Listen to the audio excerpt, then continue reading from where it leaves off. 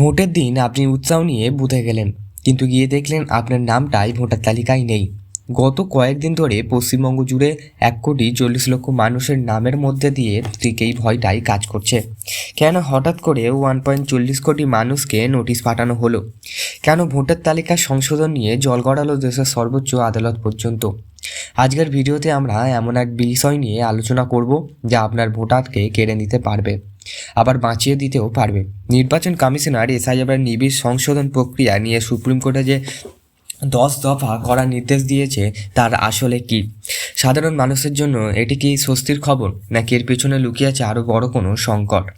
পুরো বিষয়টা আমরা ধাপে ধাপে বিশ্লেষণ করব।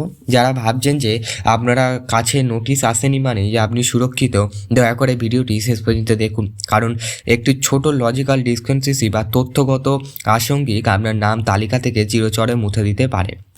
মূল বিষয় ঢোকার আগে আমাদের বুঝতে হবে এই এসআইআর বা বিশেষ নিবিড় সংশোধন প্রক্রিয়াটি আসলে কী।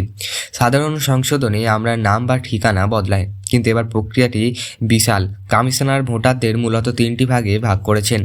রোড ম্যাপ ভোটার, যাদের নাম 2002 সালে তথ্যের সাথে মিলে যাচ্ছে।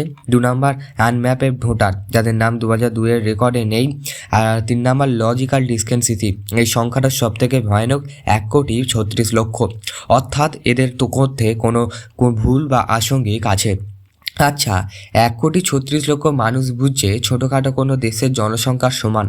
কমিশনার কি মনে হচ্ছে এই বিশাল সংখ্যক মানুষ রাতারাতি উধাও হয়ে যাবেন, নাকি এর পেছনে প্রশাসনে গাফিলতা লুকিয়ে আছে? নির্বাচন কমিশনার চেয়েছিলেন ফেব্রুয়ারি মাসের 14 তারিখের মধ্যে চূড়ান্ত তালিকা প্রকাশ করতে, কিন্তু সোমবার সুপ্রিম কোর্টে পরিষ্কার জানিয়ে দিয়েছে তাড়াহুড়ো করে কারোর ভোটাধিকার কেড়ে নেওয়া যাবে না।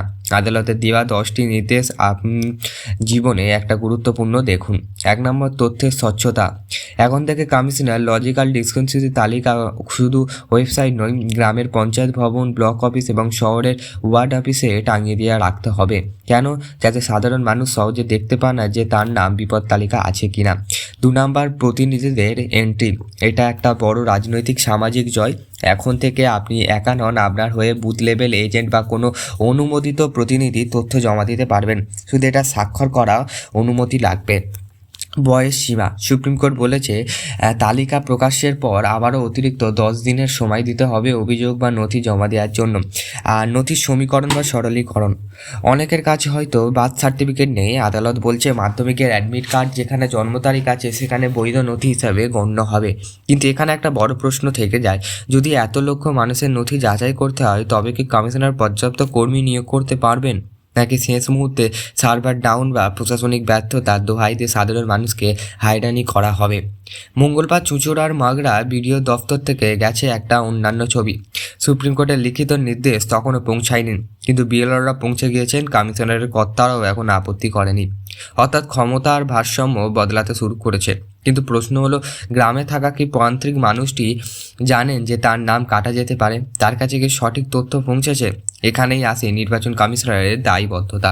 5 নম্বর এবং 6 নম্বর পয়েন্টে আদালত পরিষ্কার বলেছে পর্যাপ্ত কর্মী এবং নিরাপত্তা বাহিনী মোতায়েন করতে হবে। পুলিশ সুপার এবং জেলা শাসকের নির্দেশ দিয়ে হয়েছে কোনো বিশৃঙ্খলা যাতে না হয়। আপাতত এত পর্যন্তই আমাদের খবরটা, বেশি বড় করলাম না। ভালো লাগলে লাইক, শেয়ার অ্যান্ড কমেন্ট করতে ভুলবেন না।